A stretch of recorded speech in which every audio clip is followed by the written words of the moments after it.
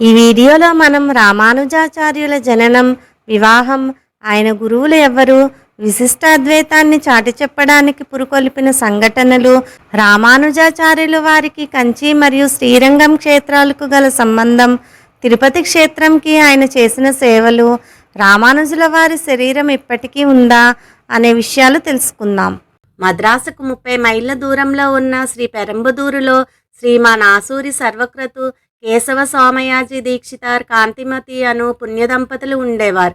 వేదాలలో చెప్పబడిన అన్ని యజ్ఞాలను పూర్తి చేసి సర్వక్రతు బిరుదును పొందిన కేశవ సోమయాజి ఎంతకాలానికి తమకు సంతానం కలగకపోవడంతో భార్య కాంతిమతితో కలిసి తిరువలిక్కేని ఒడ్డున ఉన్న పార్థసారథి స్వామి దేవాలయంలో యజ్ఞాల ద్వారా ఆ స్వామిని మెప్పించి సంతానం పొందే ఉద్దేశంతో శ్రీ పెరంబదూరుని వదిలి వెళ్ళారు. ఆ స్వామి అనుగ్రహం వల్ల వీరిరువురికి 1 సంవత్సరం అనంతరం పింగళ వర్షం చైత్రమాసం ఆరుద్ర నక్షత్రం శుక్లపక్ష పంచమి శుక్రవారం నాడు క్రీస్తు శకం 1017 కలియుగ సంవత్సరం 4118లో జన్మించిన శిశువు రామానుజాచార్యులు వారు. శిశువు యొక్క జనన మాసం రాశి దశరథ పుత్రులైన లక్ష్మణ శత్రుఘ్నుల జన్మమాస రాశులతో సరితూగడం వల్ల శిశువు మామ అయిన పెరియ తిరుమల నంబి ఆ శిశువు ఆదిశేషువుని అవతారమని భావించి ఇలయ పెరుమాల్ అనే నామధేయాన్ని నిర్ధారిస్తాడు. లక్ష్మణుడు రాముల వారి అనుజుడు కాబట్టి రామానుజులు అని పేరు వచ్చింది. శిశువు శరీరం పైన ఉన్న కొన్ని పవిత్రమైన గుర్తులను గమనించిన పెరియ తిరుమల నంబికి నమ్మాల్వార్ తన తిరువోయిమొల్లి అనే గ్రంథంలో పేర్కొన్న శ్రీ వైష్ణవ సాంప్రదాయాభివృద్ధికి పాటుపడగల గొప్ప సన్యాసి గురువు ఈ శిశువేనన్న నమ్మకం కుదిరింది. రామానుజులు చిన్నతనంలో కంచీపూర్ణుడు అనే భక్తుడు రోజు నేడు కంచిగా పిలువబడుతున్న కాంజీవరం నుంచి శ్రీ పెరంబదూరు మీదుగా పూనమల్లె అనే గ్రామంలో ఉన్న దేవాలయానికి పూజకై వెళ్ళేవాడు. అతడి శ్రద్ధాభక్తులు చిన్ని రామానుజుల వారిని ఎంతోగానో ఆకర్షించాయి. ఒకరోజు పూజ పూర్తి చేసుకుని తిరిగి వెడుతున్న కంచీపూర్ణుడిని రామానుజ తన ఇంటికి సాదరంగా ఆహ్వానించి భోజనానంతరం అతడి కాళ్ళు పట్టడానికి ఉద్యుక్తుడైనాడు. కానీ నిమ్న కులానికి చెందిన కంచీపూర్ణుడు తత్తరపాటుతో వెనక్కి తగ్గి ఉత్తమ బ్రాహ్మణ కులంలో జన్మించిన రామానుజ సేవను నిరాకరించాడు. భగవంతునిపైనున్న అతడి భక్తి శ్రద్ధల వలన కంచీపూర్ణుడు తనకు గురు సమానుడని వాదించి రామానుజ అతన్ని ఆకట్టుకున్నాడు. ఆనాటి నుంచి వారిద్దరి మధ్య పరస్పర గౌరవ మర్యాదలు ప్రేమ ఏర్పడ్డాయి. భక్తిలోని మొదటి పాఠాలు రామానుజుల వారు కంచిపూర్ణుడి వద్దనే అభ్యసించాడని చెప్పుకోవచ్చు.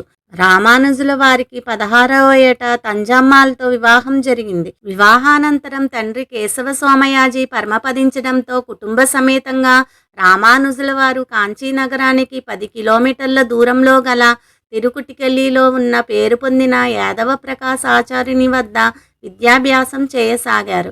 యాదవ ప్రకాశుడు అద్వైతంలోని భేదాభేద వేదాంతంలో పాండిత్యాన్ని గడించి అనేక మంది శిష్యులను ఆకర్షించి వారికి విద్యను బోధించేవాడు.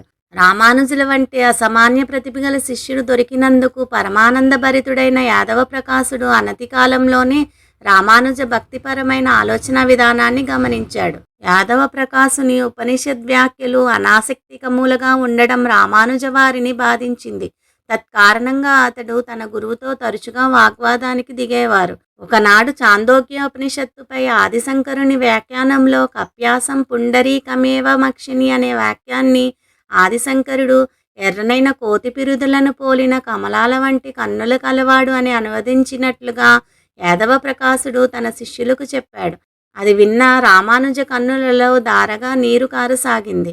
యాదవ ప్రకాశుడు కారణం అడుగగా అది సరైన వ్యాఖ్య కాదని బదులిచ్చాడు రామానుజ. నీటిని గ్రహించిన సూర్యుని కిరణాలతో పుష్పించిన కమలాల వంటి కన్నులు గలవాడు అని భావాధిక్యతను ఆస్తికత్వమును ఉటంకించే అర్థాన్ని చెప్పాడు. మరొక మారు సత్యం జ్ఞానం అనంతం బ్రహ్మ అనే మహావాక్యంపై జరుగుతున్న వాదంలో సత్యం జ్ఞానం అనంతం బ్రహ్మ యొక్క గుణాలని అవే బ్రహ్మ కాదని యాదవ ప్రకాశునితో వాదించాడు. ఈ వాదోపవాదాలలో రామానుజ యొక్క పాండిత్యం యాదవ ప్రకాశకుడికి కంటగింపు కాసాగింది. కాంచీపురంలో మహారాజుని కుమార్తెకు బ్రహ్మరాక్షసుడు ఆవహించాడు. భూత వైద్యులను పిలిపించిన ఫలితం లేకపోవడంతో ఆ బ్రహ్మరాక్షసుని తరిమికొట్టడానికి మహారాజు యాదవ ప్రకాశుని పిలిపించారు. యాదవ ప్రకాశునితో పాటు వారి శిష్య బృందం కూడా వచ్చారు. యాదవ ప్రకాశుడు మంత్రాలతో బ్రహ్మరాక్షసుని పొమ్మని ఆజ్ఞాపించగా బ్రహ్మరాక్షసి రామానుజుల వారి పాదాన్ని తన శిరస్సుపై ఉంచితే తనకి మోక్షం కలుగుతుంది, అప్పుడే వెళ్ళిపోతాను అని అంటాడు. రామానుజ గురువు వద్ద ఆజ్ఞ తీసుకుని అలానే చేస్తాడు. దానితో శిష్యుడు తనని మించిపోతాడు అని భావించి అహంకారపూరితమైన మనస్సుతో ఈర్ష్యతో అతడు రామానుజుల వారిని హతమార్చటానికి పన్నాగం పన్ని కాశీయాత్రకు బయలుదేరతారు. అక్కడే శిష్యరికం చేస్తున్న రామానుజుల వారి పిన్ని కుమారుడు గోవింద భట్టర్ విషయాన్ని తెలుసుకుని రామానుజుల వారిని హెచ్చరించడంతో సమయానికి రామానుజ తప్పించుకోగలుగుతాడు. ఆ అడవిలో ఎటుపోవాలో తెలియక వరదరాజస్వామిని ప్రార్థించగా కంచిలో వెలిసిన వరదరాజస్వామి దంపతులు కిరాత జంట రూపంలో మారువేషంలో వచ్చి రామానుజుల వారికి కంచికి దారి చూపించి అతడిని రక్షిస్తారు. ఒకనాటి రాత్రి సమయంలో కిరాతుని భార్య కిరాతుణ్ణి దాహానికి నీళ్లు అడిగింది. అప్పుడు రామానుజులు తనకు సహాయం చేసిన వారికి సహాయం చేద్దామని నీరు తీసుకుని వచ్చేసరికి అప్పటికే వారు మాయమైపోతారు. ఆ ప్రదేశంలో అప్పటి వరకు లేని గుడి గోపురాలు కనిపిస్తాయి. అదే కాంచీపురంలోని వరదరాజస్వామి ఆలయం. అమ్మవారికి నీరు తాగించలేకపోయాను అనే తలంపుతో తర్వాతి కాలంలో రామానుజుల వారు కంచిలో ఉన్నంత వరకు రోజు 2 బిందెలు నీరు బావి నుంచి తీసుకుని వచ్చి సమర్పిస్తూ ఉండేవారట. ఇది ఇలా ఉండగా యాదవ ప్రకాశుడు రామానుజుల వారిని ఏ అడవి మృగమో తినేసి ఉంటుందని భావించి కాశీయాత్రను ముగించుకుని వచ్చిన తర్వాత రామానుజ కంచిలో ఉన్నాడు అని తెలుసుకుని రామానుజుల వారిని కంచి నుండి తన వద్దకు తిరిగి పిలిపించుకుంటారు. తనకు హాని తలపెట్టినా కూడా ప్రతిచర్యకు పాల్పడకుండా తగు జాగ్రత్తతో రామానుజులు మన సంస్కృతి వేదాలపైన ఉన్న మక్కువతో ఏమీ తెలియనట్టుగానే తిరిగి ఆయన వద్ద శిష్యరికం చేస్తారు. తర్వాత కొంతకాలానికి యాదవ ప్రకాశుడు అతడిని తన శిష్యరికం నుంచి విముక్తుణ్ణి చేస్తారు. ఏది ఏమైనప్పటికీ బ్రహ్మసూత్రాలను, ఉపనిషత్తులను, పురాణ గ్రంథాలను ఎంత తప్పుగా వ్యాఖ్యానిస్తున్నారో తెలుసుకోవడానికి యాదవ ప్రకాశుడి శిష్యరికం ఎంతగానో రామానుజుల వారికి దోహదపడిందనడంలో అతిశయోక్తి లేదు. వేదాంతానికి కొత్త అర్థం చెప్పవలసిన సమయం ఆసన్నమైనదని నిర్ణయించుకోవడానికి యాదవ ప్రకాశుడి శిష్యరికం సహకరించింది. తర్వాతి కాలంలో రామానుజుల వారి పరిపక్వత యాదవ ప్రకాశుని పరివర్తనకు దారి తీసింది. భేషజాలను వీడిన యాదవ ప్రకాశులు రామానుజుల వారిని తన మనోవికారాలను సరిదిద్దమని వేడుకున్నాడు. శిష్యుడే గురువుగా మారి ఆయనకి యతి ఆశ్రమం అనుగ్రహించారు. అలవంతార్ అను నామధేయంతో ప్రసిద్ధుడైన యమునాచార్యుడు వైష్ణవ సాంప్రదాయంలో పేరుగాంచిన గురువు. ఈయన తిరుచిరాపల్లి జిల్లాలో ఉన్న శ్రీరంగంలో శ్రీరంగనాథస్వామి దేవస్థానంలో తన సేవలందించేవారు. రామానుజుల వారి యొక్క గొప్పతనాన్ని, తెలివితేటలను, భక్తిపరమైన వ్యాఖ్యలను చూసి అతడిని తన శిష్యునిగా చేసుకోవాలనే ఉద్దేశంతో మహాపూర్ణుడనే శిష్యుడు ద్వారా తెలియచేశారు. మహాపూర్ణుడు ఇళయ పెరుమాళ్ను కలుసుకుని శ్రీరంగం తీసుకెళ్లే లోపల యమునాచార్యుడు తన ఆఖరి శ్వాసను విడిచాడు. రామానుజులు మహాపూర్ణుడు వచ్చే సమయానికి యమునాచార్యులు భౌతిక కాయం అంత్యక్రియలకు సిద్ధపరచబడి ఉంటుంది. కానీ ఆయన కుడి చేతి 3 వేళ్లు ముడుచుకుని ఉండడం రామానుజు గమనిస్తారు. ఆ 3 వేళ్లు తను చేయవలసిన 3 పనులకు సంకేతమని భావించిన రామానుజుల వారు బ్రహ్మసూత్రాలకు వైష్ణవ సాంప్రదాయంలో భాష్యం రాస్తాను అనగానే 1 వేలు తెరుచుకుంటుంది. నారాయణ దివ్య ప్రబంధాన్ని తిరిగి ప్రతి వైష్ణవ ఆలయంలోనూ భక్తుల నోటిపైన నాట్యం చేసేలా చేస్తాను అనగా 2వ వేలు, వ్యాస మహర్షి గురు పరంపరను జనాల్లో ప్రాచుర్యం చేస్తాను అనగానే 3వ వేలు తెరుచుకుంటాయి. యమునాచార్యులకు నమస్కరించుకుని తదుపరి కార్యక్రమములను జరిపించి తిరిగి కంచి చేరుకుంటారు రామానుజులు. కొంతకాలానికి కాశీపూర్ణుల వారికి వరదరాజస్వామి స్వప్న ఆదేశం మేరకు రామానుజుల వారికి మహాపూర్ణుల వారు మంత్రోపదేశం చేస్తారు అని చెప్పగా శ్రీరంగం బయలుదేరతారు. దారిలో మహాపూర్ణుల వారు మంత్రోపదేశం చేస్తారు. కొంతకాలానికి 32 ఏళ్ల వయస్సులో తిరుమంత్రసారాన్ని తెలుసుకోవడానికి శ్రీరంగం చేరుకుని గోష్ఠీపూర్ణుల వారిని ఆశ్రయిస్తారు రామానుజుల వారు. ఎన్నో కఠిన పరీక్షల తరువాత తిరుమంత్రాన్ని ఉపదేశించి సారాంశం బోధిస్తారు గోష్ఠీపూర్ణులు. ఆ మంత్రం చాలా విలువైనది అని, రహస్యంగా ఉంచాలి అని చెప్తారు. ఆలయం బయటికి వచ్చిన రామానుజుల వారికి జనాలు అందరూ తమకు కూడా అష్టాక్షరి మంత్రం ఉపదేశించి కైవల్యానికి మార్గం చూపమని అడుగగా తిరుకొట్టియార్ ఆలయం గోపురం ఎక్కి రామానుజుల వారు మంత్రాన్ని అందరికీ చెబుతారు. ఇది తెలిసిన గోష్ఠీపూర్ణుల వారితో నేను ఒక్కడిని నరకానికి వెళ్ళినా పర్వాలేదు, వారందరూ కైవల్యం పొందుతారు అదే చాలు అని అనగానే గోష్ఠీపూర్ణుల వారికి రామానుజుల వారిని ఆశీర్వదించడం తప్పలేదు. తర్వాత రామానుజుల వారికి సరస్వతీదేవి కటాక్షించి హయగ్రీవుని విగ్రహాన్ని రామానుజుల వారికి ప్రసాదిస్తుంది. ఆమె అనుగ్రహంతో బ్రహ్మసూత్రాలకి భాష్యం రాస్తారు రామానుజులు. దేశంలో అందరూ రామానుజుని ప్రతిభను గుర్తిస్తారు. తారతమ్యాలు లేకుండా సమతా దృష్టితో జనులందరికీ మంత్రోపదేశం చేసి అన్ని కులాల వారికి ఆలయంలోకి ప్రవేశం కల్పిస్తారు రామానుజులు. తిరుమలలో మూల విరాట్ విష్ణుమూర్తి విగ్రహం కాదని శక్తి విగ్రహమో శివప్రతిమో సుబ్రహ్మణ్యమూర్తో కావచ్చునని వివాదం చెలరేగింది. తిరుమల ప్రాంతాన్ని పరిపాలిస్తున్న యాదవరాజు వద్దకు శైవులు ఈ వివాదాన్ని తీసుకుని వెళ్ళి వాదించి తిరుమలలో జరుగుతున్న వైష్ణవ పూజలు ఆపుచేయించి శైవారాధనలకు అవకాశం ఇమ్మని కోరతారు.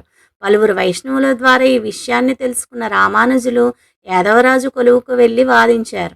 శైవులతో జరిగిన వాదనలో పలు పౌరాణిక ఆధారాలను శాస్త్ర విధానాలను సాక్ష్యాలుగా చూపి ఓడించారు. శైవులు ప్రత్యక్ష ప్రమాణాన్ని కోరారని రామానుజులు వెంకటేశ్వరుని విగ్రహం ఎదుట బంగారంతో చేయించిన వైష్ణవాయుధాలు శైవాయుధాలు శక్తి ఆయుధాలు పెట్టి ఏ దైవానివైతే ఆ ఆయుధాలే స్వీకరించు అని ప్రార్థించి తలుపులు మూశారని ప్రతీతి.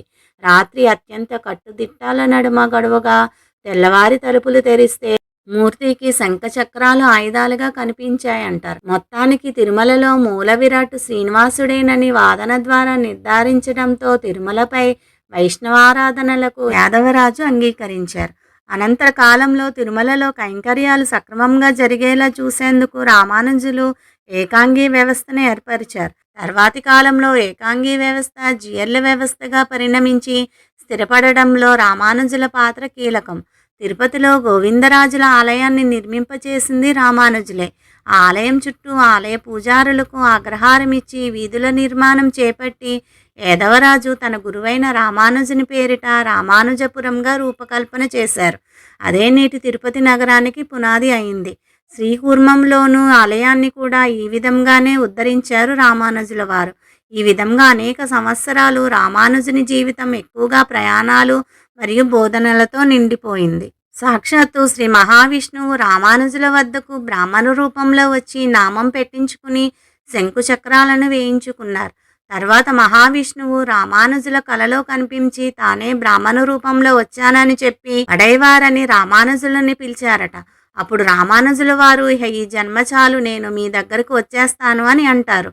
120 సంవత్సరాలు పైగా జీవించి 1137లో శ్రీరంగంలో శరీరాన్ని విడిచిపెట్టారు రామానుజులు. శ్రీ మహావిష్ణువు శ్రీ రంగనాథ ఆలయ పూజారుల స్వప్నంలో కనిపించి రామానుజుల శరీరాన్ని తీసుకుని వచ్చి ఆలయంలో ప్రతిష్ఠించమన్నారట. ఆ విధంగా 4వ ప్రాకారంలో ఉప ఆలయం నిర్మించి రామానుజుల వారు పద్మాసనంలో యోగభంగిమలో కూర్చుని విడిచిపెట్టిన శరీరాన్ని ఇక్కడ ప్రతిష్ఠించారు. ఆ కూర్చున్న భంగిమలోనే ఇప్పటికీ ఈ శరీరం కనిపిస్తుంది. ప్రతి ఏటా 2 సార్లు ఆయనకు ఉత్సవం నిర్వహిస్తారు. ఆ సమయంలో కర్పూరం కుంకుమ పువ్వును ఒక ముద్దగా నూరి రామానుజుల శరీరానికి పూస్తారు. అందువల్ల ఆయన శరీరం ఓ ఎర్రని వర్ణంలో విగ్రహంలా మెరుస్తూ కనిపిస్తుంది. అయితే హారతి ఇచ్చే సమయంలో ఆయన కళ్ళు గోర్లను మనం స్పష్టంగా గుర్తించవచ్చు. కుంకుమ పువ్వు లేపనాన్ని అక్కడ అద్దకపోవడం వల్ల హారతి వెలుగులలో అవి మరింత ప్రకాశవంతంగా కనిపిస్తాయి. ఆయన మరణించి 1000 ఏళ్ళు అయినా ఇప్పటికీ ఆ శరీరం సజీవంగా ఉండడం విశేషం. వేదానికి సరైన అర్థం చెప్పి విశిష్ట అద్వైత గొప్పదనాన్ని ప్రపంచానికి చాటిన మహనీయుడు రామానుజాచార్యుడు.